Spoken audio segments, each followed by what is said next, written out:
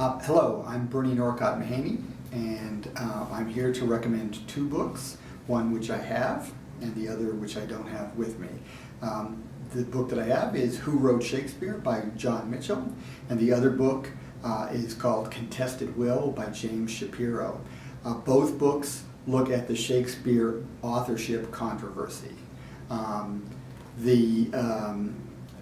Mitchell's book covers sort of all the contenders, and there are several, there are about a dozen contenders for who actually wrote the Shakespeare plays, and does it rather briefly. Shapiro focuses on two contenders, and I'll mention those two in a moment.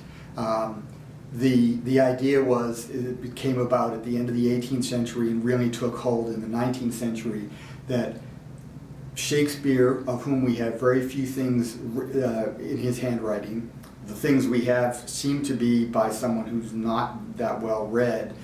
His children were illiterate, all of which seems to go against the idea of the author of what are considered the best works in English.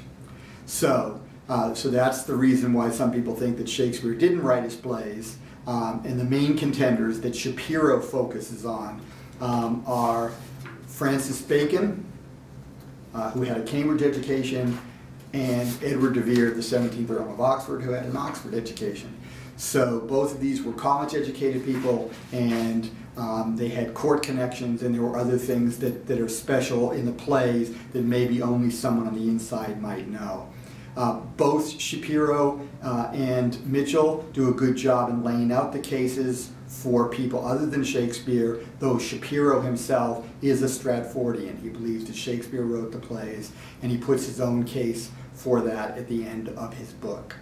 So again, those two books are Who Wrote Shakespeare by John Mitchell and James Shapiro's book, Contested Will.